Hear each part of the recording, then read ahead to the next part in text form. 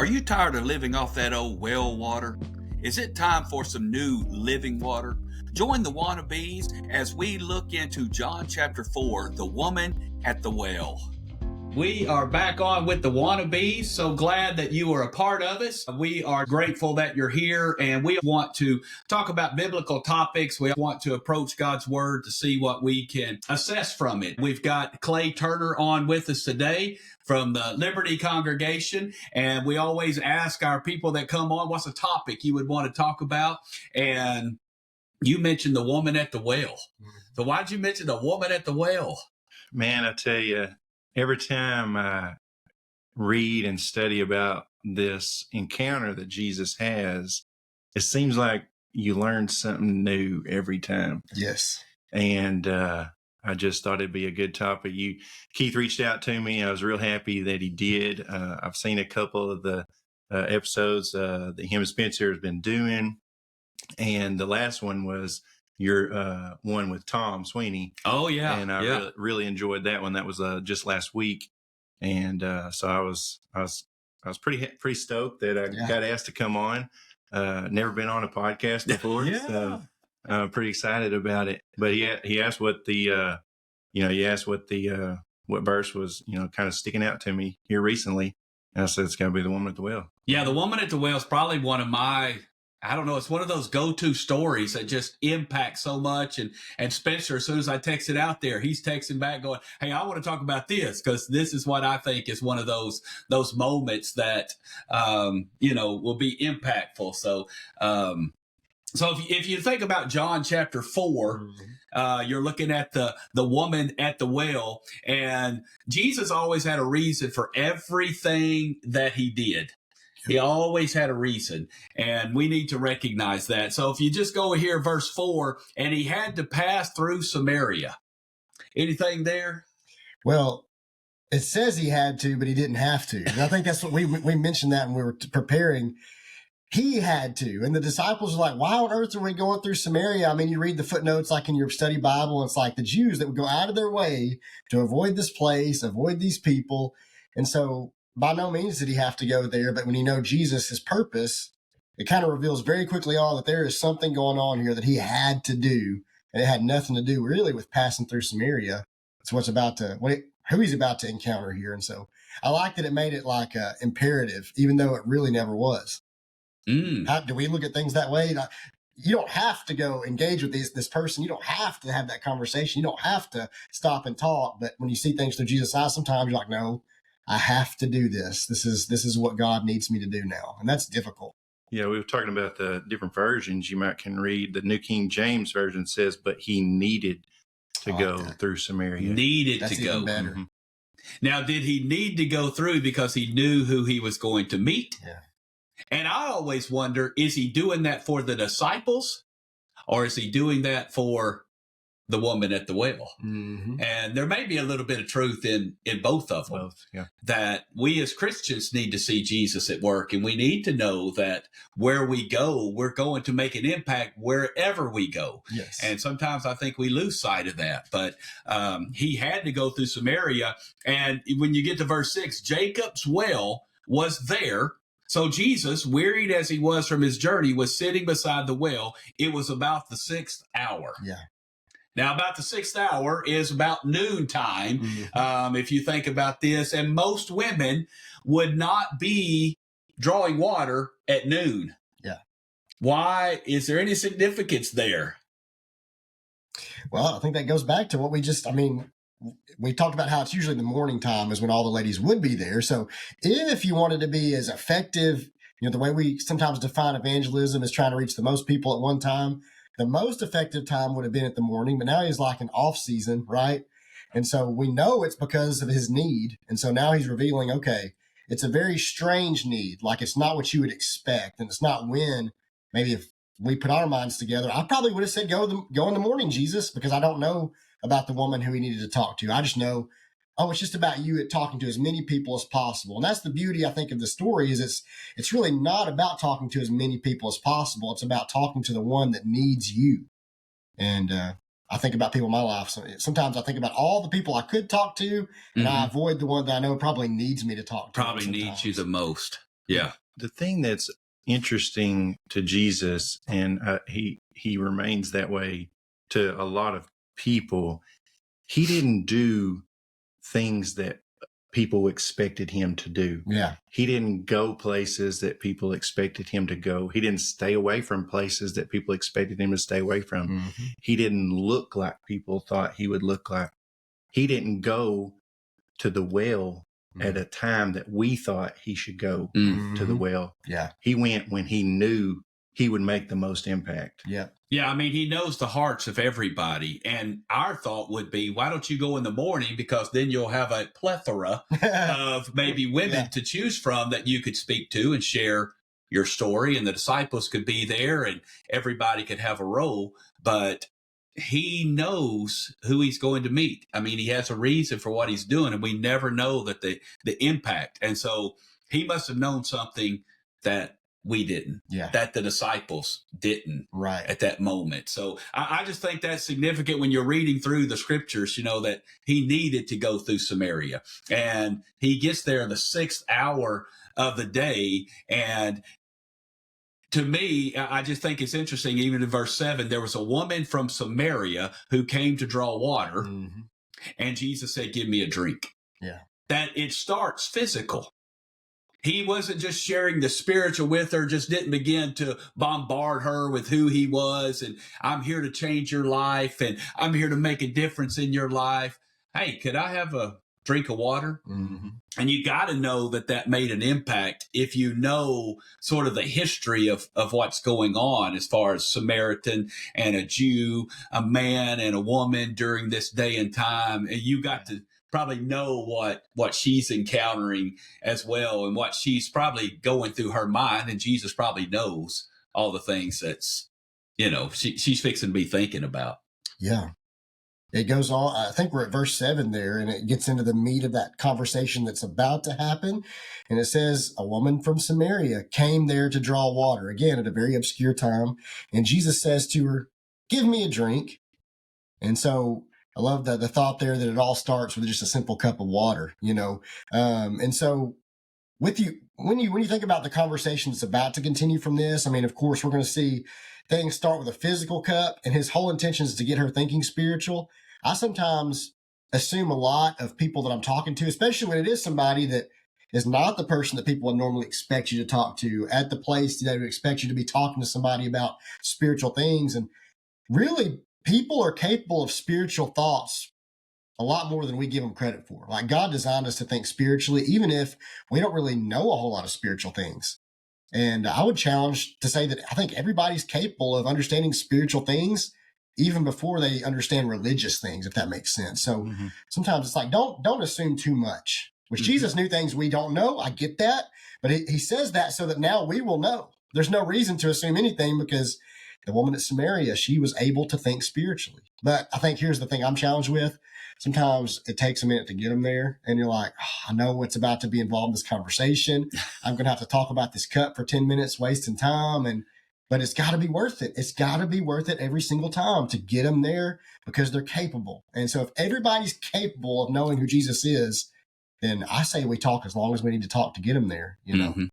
And, well, like we were talking about before, and you may be going to get to this, Keith, you know, Jesus being the perfect example, he has everything planned out. He knows what's about to happen. He's the perfect teacher. He sees this in that he can approach this unaccompanied woman at this well, and he takes it. And it's just the simple statement, give me a drink. And we're about to see where the conversation goes to from there, just by saying, like you're saying, that simple statement, give me a drink. And that's where it starts. Yeah. And that should help you, listener. It doesn't matter what job you have. It doesn't matter what you do for a living. We ought to have the attention, though, that I'm going to circle it back around to a spiritual question or a spiritual thought. And we shared before we even got on here with the roofing, that many times I'm able to get in someone's house because it's a roofing situation. I don't just knock on the door and say, hey, I'm a Christian roofing company, and I want to tell you about the things that I can do for. I just start as the roofer, and then I know eventually I'm going to bring about something spiritual, or I wait for their response to see what they're going to say or do in some situation. And then I engage and bring in Jesus Christ. And sometimes their thought is sort of like the Samaritan woman that's right here in verse 9. How is that you, a Jew, asking me for a drink, a woman of Samaria? You shouldn't be speaking to me. You're a Jew. You're a man. Why are you talking to me? Well, many times when I walk in the house and I'm just talking roofing, and then it goes into a spiritual thought, they turn negative. Oh, yeah, you say you're a Christian company. Well, the last Christians that come in here, this is what they did. They lie and they cheat. So don't tell me you're a Christian and you're going to come in here and take care of me. I run into that a lot. And so Jesus is running into this. He has this barrier that he's got to be ready and willing to cross over. And I don't know if the disciples are ready at this moment in their life to do that, because once again, he's starting physical, but you're going to see him turn spiritual in a hurry, even before this woman's ready for it. And so I just find that interesting that, verse 9 there, the Samaritan woman said to him, how is it that you, a Jew, ask me for a drink? A woman of Samaria, for Jews have no dealings with the Samaritans. And so Jesus, once again, starting with the physical water, but he's going to go spiritual. And I believe that's a lesson that I need to learn, even as a minister, that sometimes it's okay to start, hey, who's your favorite ball team? Yeah. Hey, what do you do for a living? Oh, you work over there at such and such place. Hey, do you know so-and-so? And then it starts that path to somehow we make that connection and we can bring up church. And, for the longest time, and those in Valonia that know me, I grew up a preacher's kid. And so it was automatically, I had to start with the Jesus stuff immediately. I couldn't just be Keith. And then it was always, oh, you're a preacher's kid. It was always church first, which that's needed. But as a Christian, I never had that opportunity to somebody just learn who I was. And so it was very, very difficult for me at times, where I said, I don't want to be a preacher. Because as soon as I go in a grocery store and I'm talking to the waiter, the person at the checkout counter, she goes, well, what do you do for a living? I'm a preacher.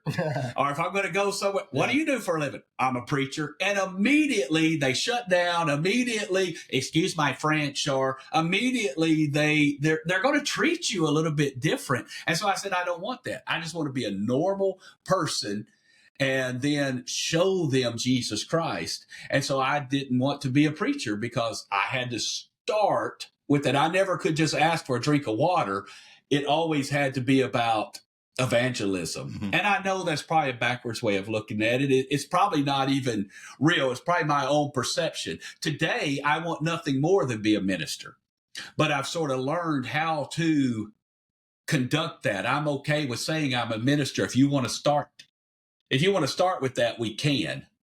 But, I'm a little bit easier with it now, but for a while it was hard. Well, yeah, a lot of times we think of, so you're a preacher, but I'm a regular person. Yeah.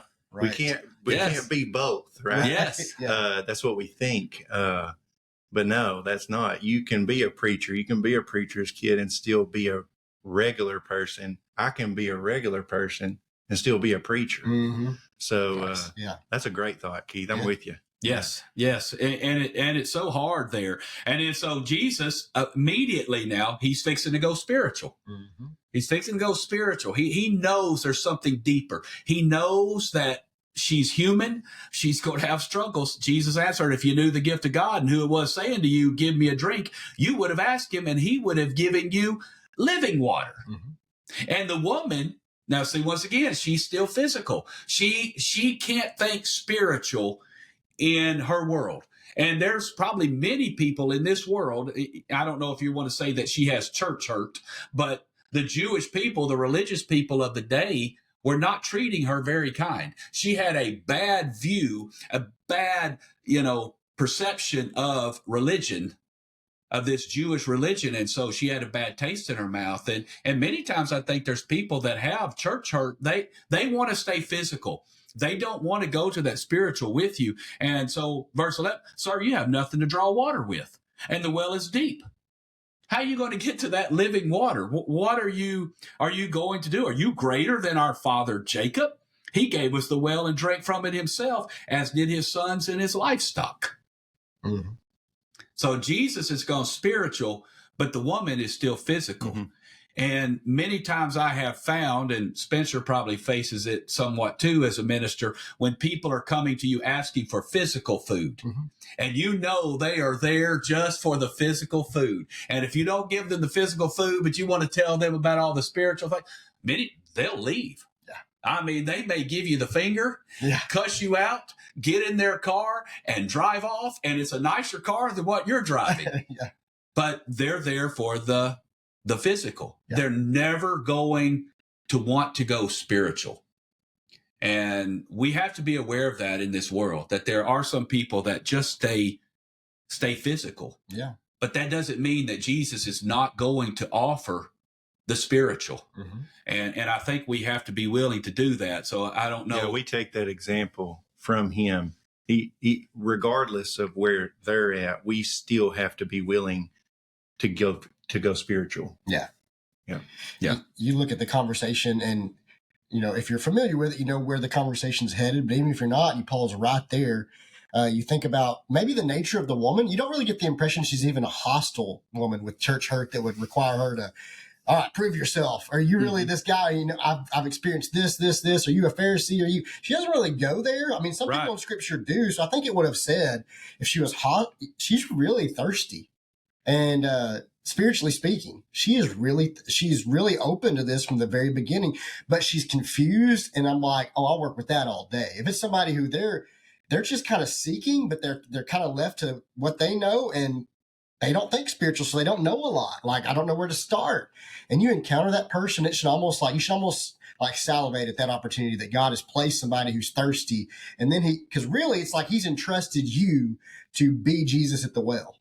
And that's what an opportunity. If it's somebody that's thirsty. Now, sometimes he puts hostile people in your path to deal with on purpose too, because they need Jesus.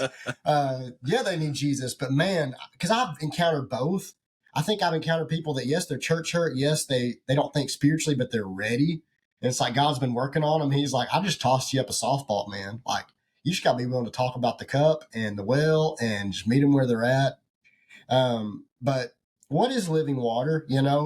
I think about powerful preachers, and like you can YouTube it, and there's people that say it with a really cool voice, and like, you need that living water, and it sounds good, but to the woman, this is the first time she's heard it, and she's not interested in a motivational speech.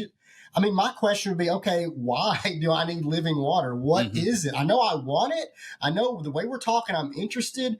But like, what are the things you would say when I drink of living water? What am I drinking of? And I want to unpack that, And he goes on to explain it. So before we get there, I guess we can keep reading. But living water does change your life. I think it does, and you have to know what that living water is, because you will leave the church, you will leave the body of Christ if that living water is still physical to you. Yeah. I think there's a lot of people that, I'm going to start going to church. They'll have their kids or they get married and they're like, we need to start going to church again. Yeah. They're just wanting a better marriage. They want everything on this earth to be better. And sometimes the living water may not be just physical things. Yeah. There's some spiritual connections to that, or you can find love, joy, peace, patience, kindness, goodness, faithfulness, general self-control, despite your physical situation, despite the problem you're going through, despite the health situation. But I think some people come to church or they come to Jesus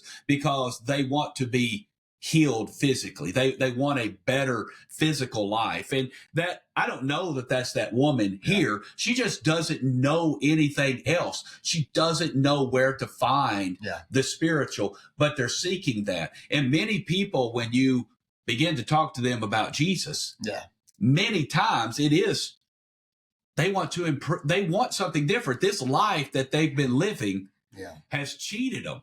It's been unfair. They haven't got what they thought they wanted to get. They haven't achieved what they thought this life was supposed to be, and they're missing something. Yeah.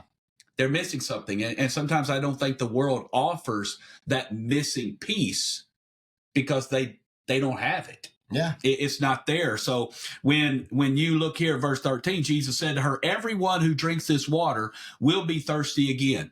Mm-hmm. So if you're just coming to Jesus just to have the physical needs met, yeah, you'll be thirsty again. Mm-hmm. And you'll end up going somewhere else to get it because you're not going to find all these physical needs met. But whoever drinks of the water that I give him will never be thirsty again. Yeah. The water that I give him will become in him a spring of water welling up to eternal life.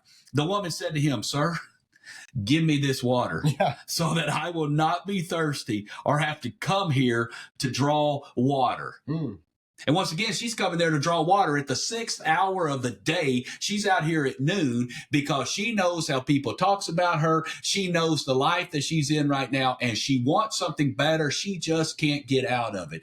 And what an opportunity for we as Christians to go into a broken, fallen world and to be able to offer living water to people. So I think Spencer does a great job of bringing up what is that living water. And I think we need to be able to go there rather than just say, you can get that living water. You know, sounds good. Preaches well. So yeah, I think you're right. But this woman, she's still thinking physical. Mm-hmm.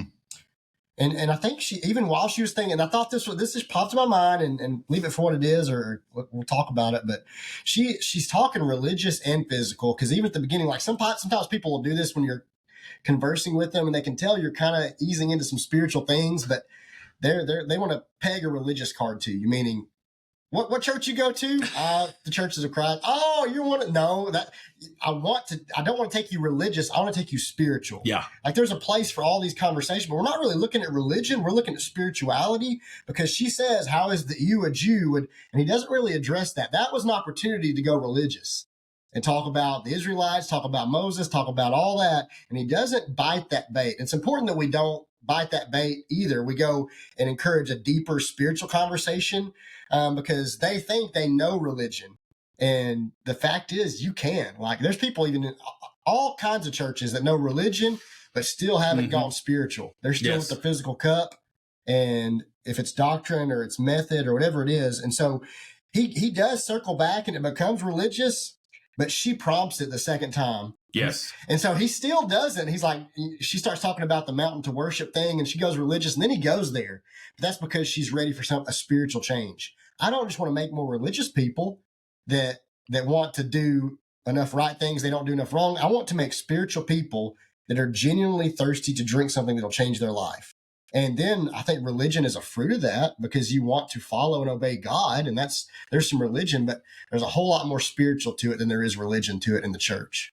And I'm sorry to tell you that. Well, I think that's exactly kind of what they're going to get to is religious versus spiritual. Absolutely. Because they're going to talk about, like she says, we worship on this mountain, but then you can only worship in Jerusalem. Yeah. That's religious. Yeah. But is your spirit in it? Is your heart in it? Yeah. And I think they're going to go to that. Yeah. And I think that is beautiful because really, I think Jesus started spiritual. Yeah. And not religious. Yes. I mean, like in verse 13, he said, in verse 16, Jesus said to her, go call your husband and come here.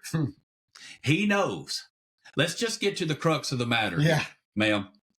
What is wrong with your life that you need fixing? What's going on in your life? Where have you been hurt? Is it church hurt? Is it being a Samaritan? Is it being a woman? Is it being in a broken, fallen world? What is the issue that stops you from waiting on this Messiah, longing for this Messiah, needing something different? And so Jesus starts spiritual. Hey, Go get your husband. And the woman asked, I have no husband. And Jesus said, you're right. You're right saying that. I have no husband, for you've had 5 husbands, and the one you now have is not your husband, and you have said is true. The woman said to him, sir, I perceive that you are a prophet. So he starts off spiritual, and here's Jesus going, hey, go get your husband. And she goes, I don't have a husband. That's right. You've had 5. And many times we need to be willing to not blink an eye when people say things they've done. Or Keith, if you knew where I've been and what I've done, you'd be so, no, let's go there. Yeah. Let's go there, because that's holding you back. That's holding you back from accepting Jesus Christ. That's holding you back from being a believer, because you either don't think Jesus will forgive you, or you won't forgive yourself. You won't let go of that.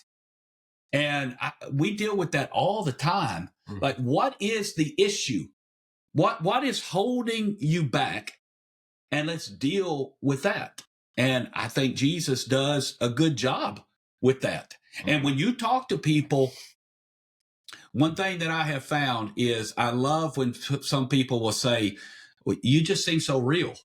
Like you people seem like you really care. I mean, I come into your midst, I come into your congregation, and you look like you love each other, like you really do care. Like I'm not just getting judged the moment that I walk in. We're sitting here talking about who we are and what we do. And that makes a big impact. Yeah. Because that's what I think they're looking for. That I think that living water is what offers that when we get into that, where she leaves the physical jar. But I think people are looking for that. Yeah. They're not looking for the religious side, but it's easier to go religious. Yeah. It's easier to go religious. She didn't want, I see that you're a prophet, because she goes, our fathers worshiped on this mountain, but you say in Jerusalem is a place where people ought to worship. See, I'm going to catch you up right here. Now I'm going to find out, you sitting here talking about all these spiritual things, but you're just a church person. Yeah. I know what you're going to say. I know how you're going to handle this situation, because this happens to me all the time. And so said, you say that in Jerusalem is the place where people ought to worship. Jesus said to her, woman, believe me, the hour is coming when neither on this mountain nor in Jerusalem will you worship the Father. You worship what you do not know. We worship what we know, for salvation is from the Jews. But the hour is coming, and is now here, when the true worshipers will worship the Father in spirit and truth, for the Father is seeking such people to worship him. Mm-hmm. And so once again, she tries to interject, as you were saying, that religion in there, and then he can easily shift it back to the spiritual. Mm-hmm. I think there's some truth there. Do y'all think, verse 22, I've been tempted probably for many years to read that as almost a condemnation, but I think it's actually and this might be just me being a dummy, but when he says you worship what you do not know, that's complimentary. He's like, you worship God, and you haven't been raised. You're not part of the Jews. We worship what we know because we're a Jew, but it's okay to start by worshiping what you don't know. Mm-hmm. If you're willing to drink living water, it's a process. And for a good period of that, at the beginning of that process, you believe there's a God, yes, but you don't really feel like you know him. You're unchurched. You don't have a whole lot of Bible knowledge to base things off of, but you're going to worship him. And he says, good on you. That's good. And we don't qualify under where she qualifies, because it's the church. It's not Jew, Greek, Gentile. But at the same time, when you bring somebody in and when they're seeking, they're going to spend a period of time kind of worshiping what they don't know. And Jesus, I think he commends them for that. It's like when the miracles, the lady who touched his garment who had the issue of bleeding, he's like, your faith has made you well, and faith is a big component that God commends more than knowledge. And so knowledge comes, but without faith, it's meaningless. And so that's good.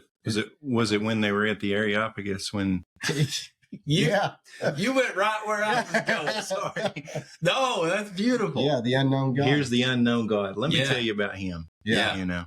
They were to practice proper Jewish worship, you had to do it in Jerusalem at the temple. Yeah. They were not going to Jerusalem to the temple. They were in Samaria. Yeah. Probably weren't welcomed, whatever. They were worshiping on the mount there in Samaria. So yeah, definitely. I'm with you, Spencer. Yeah, that is so good there. And so as you continue there, verse 24, God is spirit, and those who worship him must worship in spirit and truth. Mm-hmm. And the woman said to him, I know that Messiah is coming, he who is called Christ. When he comes, he will tell us things. And Jesus said to her, I who speak to you am he. Mm. And so Jesus really is, I'd put on here, Jesus really is the answer to our problems. But it's what he did for us, not what we do for him, that really matters. Yeah. I mean, Jesus, this woman has done nothing for Jesus. I mean, she would be unworthy in all aspects. Yeah. And we would do well to approach God that way. Mm-hmm. That when Jesus comes to us, the people who really respond to Jesus Christ that I have found, it's when they're totally depleted, they're empty, they have nowhere else to go. They've tried everything. They've been trying to do it on their own. Yeah. They have nothing else. They are at the well at the 6th hour trying to draw water because their life is just messed up. Yeah. And then all of a sudden, the church comes in and able to impart some spiritual thoughts into their mind, and it gets them thinking, and it begins to change them. And Jesus is doing that. Mm-hmm. And so I believe that salvation, that living water, is found in the body of Christ. It is found in the church. It's found that way. And I think we would do well to do it really the way that Jesus approached it, because we're going to see the disciples were not doing it that way. Yeah. And when the disciples were not doing it that way, they were not going to get the same results that even this woman was going to get. Yeah. That many times we in the church, we don't do it sometimes the way Jesus did it, and we're not getting the same results. And so I think, once again, we'll see that once we get into what the disciples were doing. But I think that's good. I still think Jesus is the answer. Yeah. And we do need to worship in spirit and in truth. And so, Right. There was the phrase he gets to in verse 26 when he says, I am the one you're talking about. I am the Messiah. He says, I who speak to you am he. Now that's something only Jesus could have said. But you also think of all the things that led up to her even being willing to get to this point, which she's come a long way in a few short sentences. We could say everything he said up until that point with authority from him. mm-hmm. We can't say we're the Messiah. He's already come, so we can point, but we can talk about the living water. We can say with confidence, if you drink, and I love the promise of God because I can share that to you and it's never going to change. Like if you do what God has asked you to do, or if you put faith in him, you surrender your life over, you'll receive all the same blessings I've received. I've gotten no question on mine. And that's where it goes back to, what about this? What about this marriage? What about this, kid? What about this? It does not matter. And it's not an unempathetic way it's just a promise. And so you can say everything Jesus said with confidence exactly up to that point. And then he's even done all the work from there to be the fulfilled Messiah who brings salvation. And so I thought that was interesting too, because he just now makes a claim of being Jesus. He didn't have to start with that, but he led her to that. And so verse 27, it says the disciples then came back and they marveled that he would. And you got to love that because they were not on board with this whole plan. And they were probably ready to run. And let's just go to the grocery store. And let's let it. For some reason, he wants to stop here. Yeah, we're going to be busy while you're doing this. They come back with the groceries and they marveled to see that he was talking with a woman. But no one said, what do you seek? Or why are you talking with her? So they don't get it. And it's just missed opportunities galore that we all stumble into. We've all done that. I'm not going to point fingers at them because sometimes it's like, you're like, why is that person talking to them? Well, man, they're Christ-like in a way I never could be. And you never evaluate that, I should have been the one sitting with that person. Yes. Oh, I can't just say, thank you for who you are, preacher. It takes a special person to be that kind of in that role, or it takes a person to, no, we're all called to be that person in that role. And when you see it happen, it should just light the fire. Okay, I've got to be doing that. And the disciples, they were marveling, but they still didn't get it. They should have been the marvel. They should have been the one sitting there. Yeah, I mean, they were still physical. Oh, yeah. Even the disciples were still physical. Because in verse 27, just like you said, just then his disciples came back. Came back from where? Yeah. Came back from town. Yeah. Mm-hmm. Why didn't they evangelize? Why didn't they tell people, hey, come out to this well. There's a man out there you need to meet. You need to meet this. This is the Messiah. This is the one. Why weren't they doing that? Yeah. Because it was still physical. They were doing things for Jesus. They were on that mission. And it wasn't about giving people living water. Oh, it wasn't about changing these people's lives. We just stay focused on ourselves, Our role, I'm going to go to church, do this, and then the rest of the week, that's mine to go work and do my thing. And we really don't really talk about Jesus Christ much. We don't talk about it with our coworkers. Our coworkers may not even know we go to church. Our boss may not even know we're a Christian because we never talk about it. These disciples went into town to get food for Jesus and come back. And I think there's a lot of Christians that go to church, sit on a pew, and then they go home, and then they don't touch it again until that Sunday that it's time to go do something else for Jesus. Yeah. And I think they're missing the boat here, because once they become spiritual later on in life, they change the world. Yeah. And they're willing to die for you. Give me, bring them to me. I want to talk. I don't care if they'll kill me. Let me talk to them. Yeah. I've got to tell them about Jesus. Their mentality changed, because here they marveled that he was talking to a woman. Yeah. And they just didn't really get the mission. Yeah. And once I see Christians really understand the mission, man, that mentality changes. Mm-hmm. That wild game supper, this ain't about trying to figure out how be a better hunter. Yeah. No, it's about inviting a family to come and be a part of our group. Yeah. Camp Areopagus. That's not just a social hangout club where you're going to come and we're going to have church camp and you're going to be able to play all these fun games and the water slides and all. No, it's about sharing you, Jesus Christ. Yeah. Everything that we do should be about sharing the living water with someone. Mm-hmm. And we ourselves have to know what that living water is. And I hope you have answers for what the living water is. Oh, yeah. We haven't said that. Yeah, just kind of pose the question. Because when you get to verse 28, Yeah. so the woman left her water jar. Yeah. She left the physical thing that she was holding on. She left the physical jar that she had walked all the way out to the well to get that water that was supposed to keep her living. Mm-hmm. And then she's going to take that back. She left that physical water jar because now she had living water. Yeah. What is it? Yeah.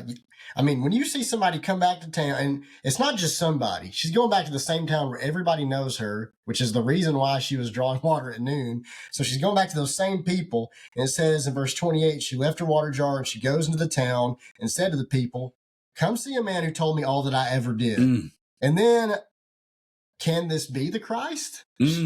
She already believes. You don't go into town and invite everybody to come, if you're wondering. But she wants people to have the interaction she just did. Come, bring your questions. He's about to show you who he is. But what was the water she drank that gets you to turn from the questioning woman at the well who's discouraged to that person? And so, first thing I wanted to mention is she has already drunk some living water. I mean, would y'all agree? Oh, Agree. But she didn't do anything. What did she do between the moment Jesus confirmed I'm the Savior to going into town? We're not told anything else. And so it's just like that. Can your life really change after introducing yourself to just like that? I would say yes. And you're like, well, what's living water? It's something spiritually that as soon as you come in contact with it, there's a whole lot of things that you have just consumed. And it's not just happy. It's not just joy. It's not even just the idea of salvation. It's all those fruit of the Spirit that are laid out there. She's at peace with who she is. Mm-hmm.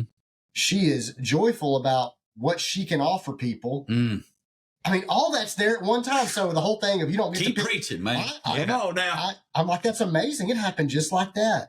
And you're like, you can't just change just like that. And I say, well, hogwash. It just happened. Yeah, so unless this isn't real. Because her marriages didn't change. Nothing changed. Her lot in life didn't change. Yeah. She didn't automatically become a Jew and not a Samaritan. Yeah. She didn't all of a sudden become a man and not a woman. She did nothing physically changed in her life. Yeah. But I wonder the next day, where would she go draw water from? Yeah. Yeah. I wonder if she'd get up in the morning to go with all them ladies. Yeah. And what are you doing here? Yeah. Let me tell you why I'm here. Yeah. And the joy that we can have. And maybe some of the people liked her more. Maybe some of the people went and saw Jesus and talked. I'm sure they did. There's a lot of people that still hated her. Oh, you know She's home wrecker. She's prostitute. She's this, that. But it did not affect her like it did. It didn't. I mean, the person that comes back talking like this, those interactions, even though God doesn't take the pain away, he doesn't change the circumstance, He takes the pain away and he changes the circumstance. And that's what living water is. It's like, so if you need that in your life, this is exactly how it happens. I would say all at once when you surrender over to God. And so maybe some people in the church out there are like, man, those three, they didn't even go back to verse 24. What is spirit and truth, right? That's when we like to preach the sermon. I'm like, well, let's go back there real quick. What is spirit and truth? I mean, I think he's kind of getting at with her, the truth is coming to you, meaning all these things are going to transpire and you will know the truth and you'll be a part of the truth. But the spirit is here. Mm-hmm. You're worshiping what you do not know. And I take people to where I have to go in the book of Revelation when it talks about spirit. It's saying that the elders are surrounding the throne. They're in spirit because it's a vision of the heavenly realm. And the elders are taking their crowns and they're casting them down at the feet of God. Mm-hmm. And they're worshiping him right there. They're Mm-hmm. singing out to him. But that whole idea of you have to cast your crown down. And so it may be a crown of pride and accomplishment and a pride of I'm a good person, or it could be like the woman at the well. It's a crown of thorns. I hate being known as this. Mm-hmm. You have to surrender both crowns to be in the spirit there. And it's hard to surrender a crown, either one. But if you cast it down, that's when you receive living water. Well, the obvious thing is this living water that she has received is Jesus. Yes, it's just the relationship. And he has given her hope. He has shown her that she can be accepted, Mm-hmm. that she means something. Her life is of value. She's not just this adulterous woman who has no hope. Yeah. That is the example that the disciples would soon learn of how to go about it. But that's the example that we are to be. Yes. We are, as disciples of his, we're not only supposed to act like Jesus to the world, we're supposed to be Jesus to the world and show them that living water through us and show them that they too can get it as well. Mm-hmm. Yeah, because at this point, she doesn't care what people are saying about her. No. Let me tell you the one I met who knew everything that I've ever done and is forgiven. It's gone. It's forgotten, even though it hadn't changed. Yeah. They go into the world differently. And I'm inspired when I see people that used to be ashamed and embarrassed of maybe mistakes and things they've done in their life to now, who can I help that has the same issue as me? I need to go help somebody. Yes, I've been through these things and I regret that I did it. But thank God that he brought me through it. Let me go help somebody that's in the same position. Let me go. Who can I go tell? This is what this woman was doing, because this woman knew there's other people in that town who's being judged the same way, who's being treated the same way. And so she goes, let me go tell them. Mm-hmm. There can be a change. There can be something different that comes into your life. And that's powerful. Yeah. And when you have people that they put all their past behind them and whatever, yep. That's what I've done. I'm transparent. Let me help you not do the same thing. Let me help you get through this. Man, that's powerful because guys, I haven't done everything that some people have done. I can't relate to some people the same way that others can. And we need to realize that God's fixing to use this woman because the disciples still hadn't reached there. Look at verse 30. They went out of the town. They were coming to him. Meanwhile, the disciples were urging him saying, Rabbi, eat. But he said to him, they went out of the town and were coming to him, brought no people. This woman leaves her jar, her physical jar. They're bringing him physical food. She leaves her physical food and is going into town to tell somebody about living water. They're coming and there's, Rabbi, you got to eat. Yeah. And he said, I have food to eat that you do not know about. Yes. And how many, hey, you got to eat something. It's potluck. You got to eat something. Man, I got food you don't even know about that I can sit here at potluck and fellowship and talk and impart spirit. I'm full. That's what I want to do. It's not as much about the physical. And so I think they were still stuck there. So the disciples said to one another, has anyone brought him something to eat? And Jesus said, my food is to do the will of him who sent me and to accomplish his work. Mm-hmm.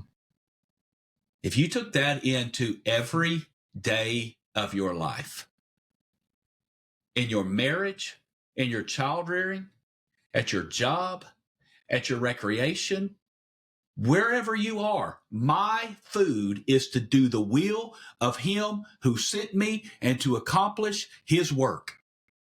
That's it. Mm-hmm. When I go to work, it's to do his will and accomplish his work through me. Yeah. In my everything.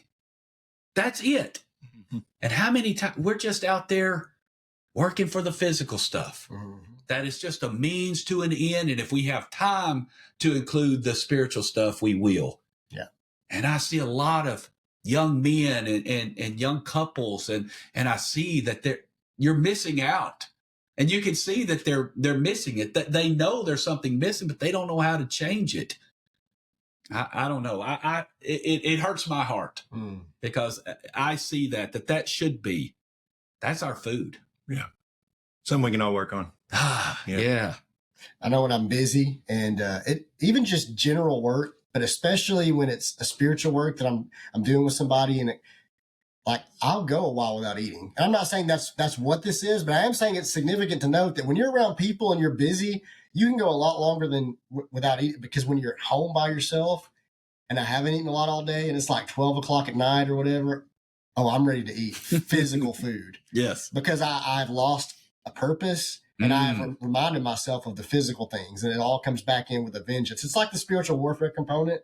I mean, the devil was firing arrows at Jesus because it's going to be Samaria, so nobody's going to want you to go there, and you're not going to have supplies, so people are going to want you to go to the store instead of stopping at this well. And it's going to be a woman of Samaria at this well who's going to have all these problems, all these reasons in the world spiritually attacking him with why you should not do this. So he has to overcome that to do this, despite having no support even from his closest followers.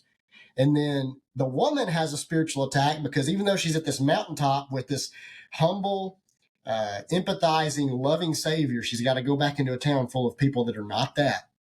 And she sees them with different eyes. She's like, I'm not looking at people that are judging me. I'm looking at people that Satan has oppressed. And I have been freed. And it breaks my heart to see people that do not know the freedom I have. So I can deal with the spiritual attacks because they're still going to speak ill of me. There's going to be people that don't want anything to do, but I'm okay with that because God is he's more powerful than Satan. Yep. So it's all spiritual warfare happening in the background with God and Satan fighting over Jesus and his ministry, the woman and her faith in him, and then the townspeople, and then the disciples who are hungry. And all these things are just spiritual warfare components that if you stay focused on the mission, you got food that Satan doesn't know about. And that's Satan does not know everything. He knows nothing about that food. So he's not going to understand why you're not giving in to the spiritual attacks. But Christ says, just keep trusting me. You got food he don't know. He doesn't know about it. So I think that's significant. Yeah. And I don't know how many people that I talk to now that I've really become to realize that, you think about Ephesians 6 and putting on the full armor of God. There's no telling how many people that I use the phrase, your struggle's not against flesh and blood. That problem you got with that brother, that problem you got with that person, that problem doesn't have anything to do with them. Yeah.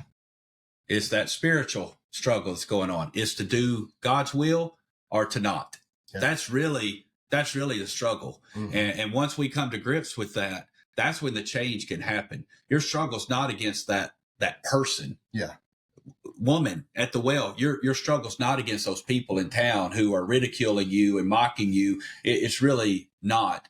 It's a struggle of whether you're going to believe that Jesus is the Christ and obey him or not. That's the struggle. And Satan's going to come in and throw all the bad stuff at you. Yeah. And make it seem like the water jar, this is the most important thing. And I'm fixing to keep you down. I'm fixing to keep you feeling sorry for yourself. I want you to feel like, no one cares. And the church has never done this. And Jesus has never done this for me. And God's never done this for me. That's that spiritual battle that's going on. It's not the physical things. That's the struggle.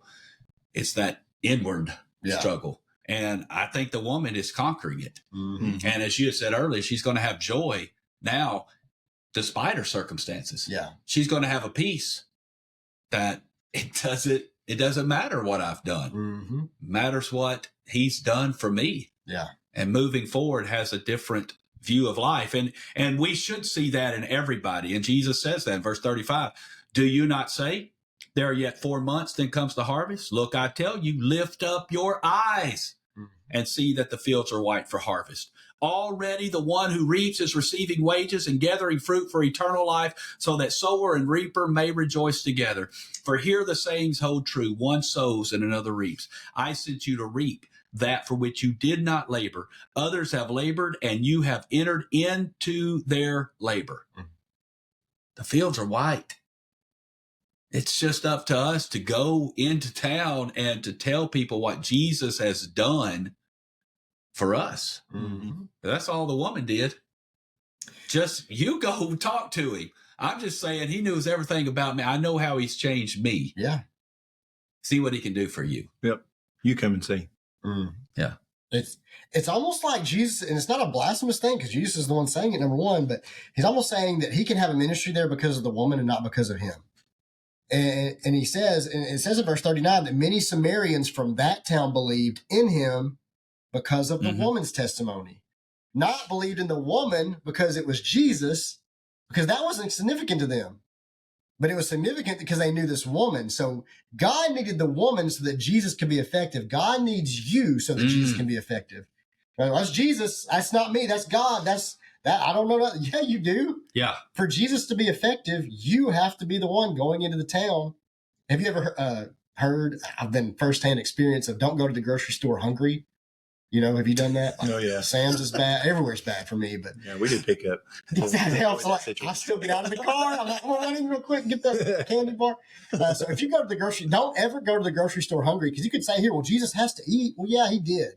But he says, I'm eating right now spiritual food because I don't need the devil's food. I don't need this physical distraction right now. And so we all have to go into town. We all have to go to the store. You're either going to be full spiritually or you're going to be real hungry for what the world has right there. So don't go in the world. Don't go to the grocery store hungry. And if you're wise, you'll eat and you'll drink the living water and the bread of life. And then the things of the world are going to be a lot less appealing to you, because things that would normally tempt me in the grocery store, especially that cereal aisle, if I just ate something, healthy, if I just ate something healthy, then I go to the cereal aisle. I'm like, I like that, but I don't care. But if I go in there hungry, like, oh, I want that one. I want that one. It's weird. And that applies everywhere in my life spiritually. And I think it says in verse 39 that many believed in him because of the woman's testimony. He told me all that I ever did. It goes on to say in verse 40, so when the Samaritans came to him, they asked him to stay with them, and he stayed there 2 days, and many more believed because of his word. Yes. So Jesus takes things another step that you can't, but you have to introduce because God has placed you there. And then Jesus does things you're like, oh, I didn't even know that person. I didn't know who they were. I didn't know they could think spiritually. And then it says, they said to the woman, it's no longer because of what you said that we believe, for now we have heard for ourselves, and we know that this indeed is the Savior of all. And so it's a process of, yes, your testimony matters, but don't overvalue your testimony where you forget God is just setting up the pin so that he can knock them down. And I heard it even put even in our prayer life, when we're praying for something, we put so much emphasis on the blessing that prayer is, we forget that God is the Lord. So we're like, don't put so much importance on your prayers to God. You forget that God is the thing that matters the most, not your prayers, because his will trumps whatever you're asking for. So don't forget that God is God, even though you're praying and requesting and doing all the right things. He is Lord, and it should just cause you to be in awe of that, of what he's going to set up and knock down in your life. But it did start with that cup of water and that testimony, so that all these things could snowball, and this whole town is interacting with Jesus because of it. It's amazing. Yeah, and in verse 39, and I think you alluded to that, something that I really like and something that I see in people is, can you live your new life? You've become a Christian. Can we live our lives in such a way that the people who knew us before go, you're different. Yeah. What you don't talk the same way. You're acting different. What you get a new wife, you get a new job. Yeah. What's happened that's made you this way? Yeah. And then if it's something that's positive, hey, where'd you get that? Well, what is that? Well, let me find out more about it. And so you can make an impact on people. If people knew who you were and now who you are now, you can make an impact on them. And I want that. That's what I'm missing in my life. That living water, because you now have joy. Mm-hmm. You've got a peace that you haven't ever talked about, that you're a lot more patient with your husband and your children, and you have kindness, and you're more joyful, and you have those things in your life now. What changed? Nothing other than I'm a Christian now. I'm saved. I have that living water, and that's what gives it to me. But then those people, like you said, you have to go to God's word. They're not going to change their life just because you changed yours. It's really the word of God that changes it. It convicts them. They change their life as well. And they're like, thank you for introducing me to Jesus Christ. And the woman's sitting there going, I didn't do anything. Yeah. I just told you what he had done for me. Mm-hmm. And sometimes that's all it takes. Mm-hmm. Yeah. That's all it takes. Absolutely. Yeah. Wow, I needed this today. For sure. Yeah. That's one of those, even if you're in the Bible quite a bit and you're familiar with this, you need to go back and read it. Maybe in the new season of life you find yourself in, because new things pop out all the time. And this one, even today, things are popping out I didn't consider that have blessed me spiritually. Yeah, I'm with you there, Spencer, and just sitting here with both of y'all, thinking we've talked about things in the actual recording that we didn't even talk about in the pre-recording. Yeah. It's just like things keep coming up. Yeah. So it's great. Yeah. And it's like we said in the very beginning, every time you look at this, and it's not just this passage, it's any passage. Anytime you look at it, it seems like you get something else. Mm-hmm. And we just need to keep after it. Yeah. Well, and our whole premise, I want to be like Christ. Yeah. And that's the reason that we even do these episodes, is we want to be like Christ. And we struggle with it. It's not just because we're ministers that, we're paid to be like Christ. We really want to be like Christ. And I don't want to be like the disciple. I want to be like Jesus and just go, hey, can I have a cup of water? Mm-hmm. Hey. And then impart to them the things that they really need to do to change their life. And I want to be like that woman at the well. I want to be that way, that sees Jesus. And once I receive it, I'm just going to go tell people about it. Mm-hmm. And then I'm going to allow Jesus to do the rest. And so just a cup of water led to more people being saved than does this woman. So Jesus knew what he was doing. He knew I could get the whole town. Yeah. I could get the whole town if I go out here and I get that one woman. Mm-hmm. Can he get your family if he gets you? Yeah. Can he get your friends if he just gets you? Mm-hmm. Can he get a whole town if he just gets you? Yeah. I mean, that's powerful. Mm-hmm. Yep. That's powerful. And it doesn't matter what you've done. Doesn't matter where you came from. Yeah. The woman. Yeah. Right. It adds to that it's going to obviously be from God, because there's no reason. So sometimes it's the people who do have all the baggage that it's all the more pertinent that they meet Jesus. Yeah. Because it's going to be so obvious. Man. It'd be so in the best way possible. That was good. Thank you for being on. Thank you for listening. Share this out there. Let somebody hear it. I just think it's a powerful message, and I think it can speak to Christians, non-Christians alike. Someone needs to hear this message, and we want to be like Christ. That's what we're trying to do. That's why we're talking about the woman at the well. Thank you, Clay, for coming on and imparting. I appreciate the invite. Appreciate being here. I think it went great. I appreciate both of you guys, everything y'all are doing, all the extra. Appreciate it. Thank you. It's definitely noticed. Thank you. And I think it's making a difference. Keep going. Thank you. Yep. Hey, can we have a cup of water? That's good. Nice.